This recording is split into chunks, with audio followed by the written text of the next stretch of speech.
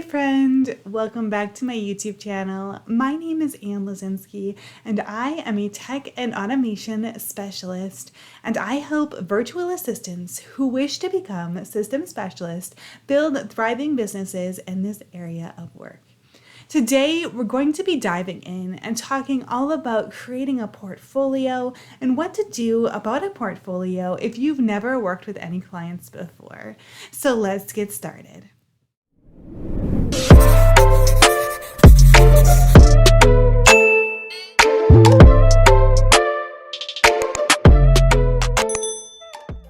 So first off, I want to start by talking a little bit about what a portfolio is and why, as a virtual assistant or online business owner, this is important.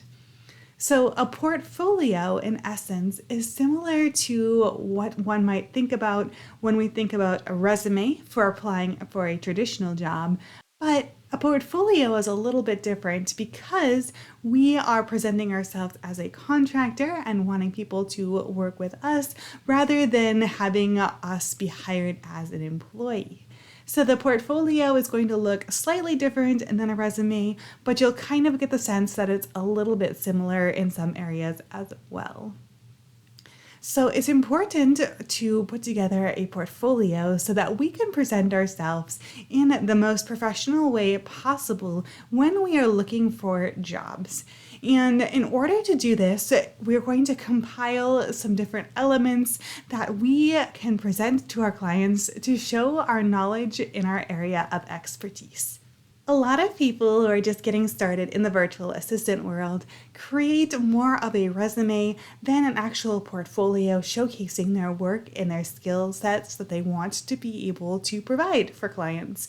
And I think the main reason behind this is because people are afraid to craft a portfolio if they don't have any clients to back it up, or they think they might not have examples of work because they've never worked with a client before. And so I want to kind of show you some ways that we can position yourself to be an authority and to show those examples of work, even if you've never worked with a client before. So the very first thing that I encourage you to do is to identify your areas of skills and expertise. So I want to list the areas of skills and expertise that you would like to highlight and that you would like to present as a service.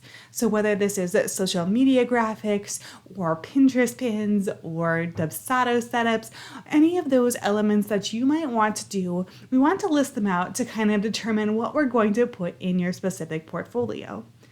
I think it's important that we craft a portfolio that's relevant to the client that is seeking our skill set.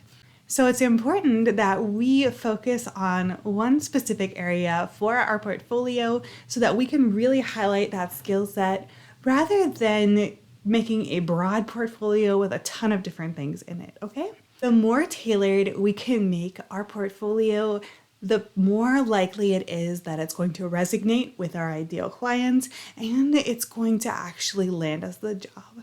So I know there's a temptation to just throw everything that you've done into a portfolio, much like a resume. But again, we want to make sure that we are crafting this portfolio so that we can ensure that we're going to really hone in on the skill set that we really want to highlight, that client is really looking for. As an example, if you are looking to perhaps do Dubsado setups for somebody, you're going to want to have a portfolio that highlights your Dubsado setups. So that highlights workflows, highlights form designs, highlights all of these different elements so that you can present yourself to your client as a Dubsado specialist, as an expert in that area.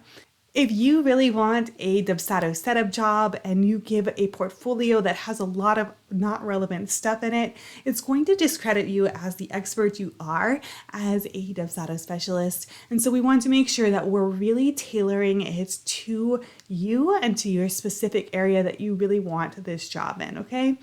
So whereas a resume, again, is all-encompassing of all your different skill sets and everything that you've done, the portfolio is going to be very specific to the elements and to what the job at hand and what you are applying for.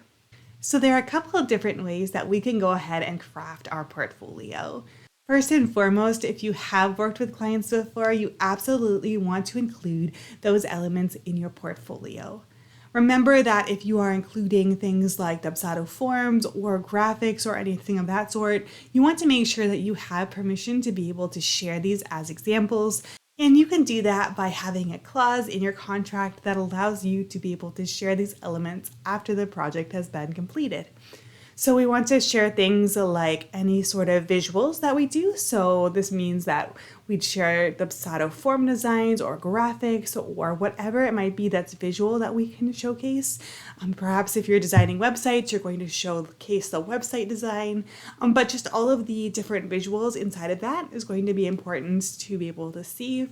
You'll also want to include any testimonials. So you'll want to have at least 3 or 4 testimonials if possible. If you don't have any testimonials yet, that's perfectly fine. You can make your portfolio without them, but testimonials definitely help when you're trying to get more authority as you're building this out. You'll want to include any sort of case studies. So if you have any before or after that you can showcase, if you have any statistics of time saved or anything of that nature, you can include that as well. Just very much taking in all of the different elements of the project that you have completed to showcase your knowledge in that subject. So if you have multiple clients, obviously this is going to be a mishmash of all of the different clients, but also you can still craft this even if you've never had any clients yet, okay? So let's talk about how to do that, because I know a lot of you watching this are curious about how to craft this if you don't have any clients. So first and foremost, you can go ahead and create sample projects. So if you have never worked with a client before, but you really want to actually do something like a Dubsado setup, you can get into Dubsado and you can start crafting sample forms. You can start working with sample workflows, creating stuff on your own so that you can have something to be able to display in your portfolio.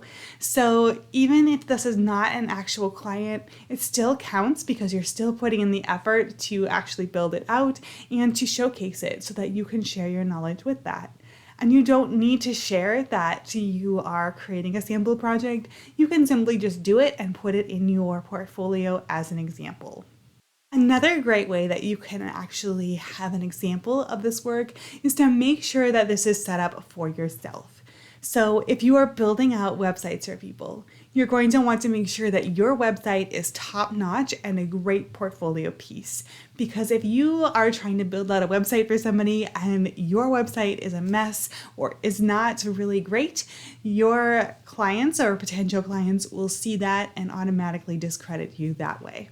And with social media, the same thing. If you are offering social media services, you're going to want to make sure that you have gone ahead and taken the time to actually set up your social media in the way that you would set up your clients.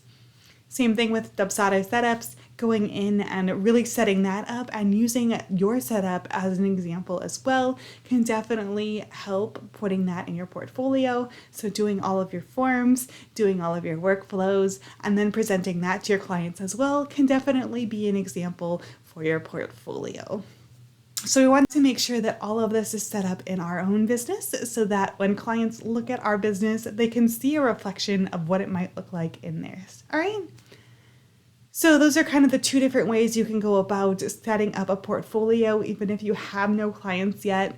Obviously, if you have no clients, you're not going to have any testimonials just yet for your portfolio, but making sure that you're positioning yourself as an expert, building out this portfolio, as well as making sure your own business is set up in a way that you would set up your clients is going to help you tremendously to be able to get those first few clients so that you can actually get those testimonials and start adding them to your portfolio as well.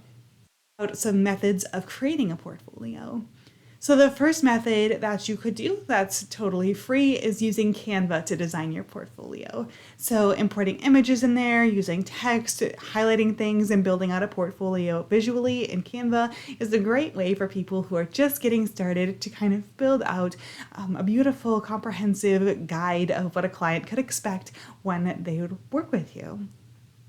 You might also choose to build this out on your website. So it's a really great practice to be able to put this on your website and kind of build it out to showcase different elements. So case studies, you can show form designs, you can show everything visually on your website as well. And this helps potential clients to be able to see your expertise there as well. Third, your social media can also be a portfolio. So showcasing things on your social media can help you to be able to build that authority as well and show that you really know your stuff.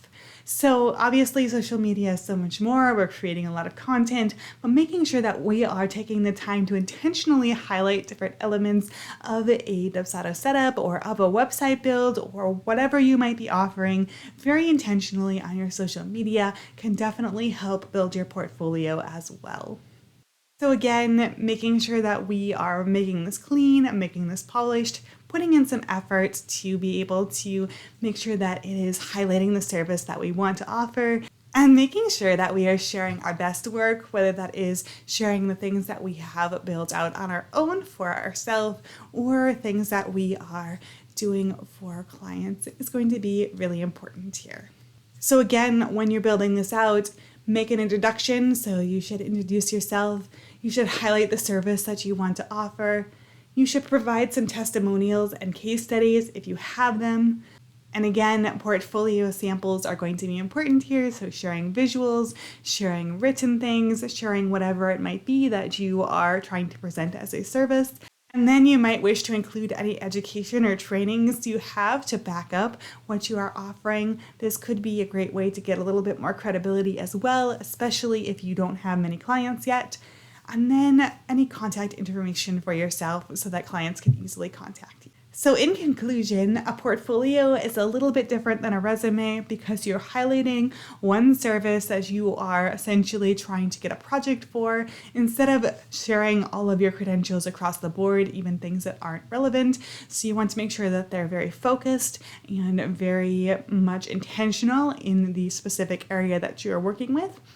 And you want to make sure that you can provide examples, whether they are from yourself and your own business or past clients that you've had as well. So I hope this video was helpful for you. If you found value in this video, hit that like button, hit the subscribe button to stay around and get more content like this. And I hope to see you again very soon. We'll talk to you later.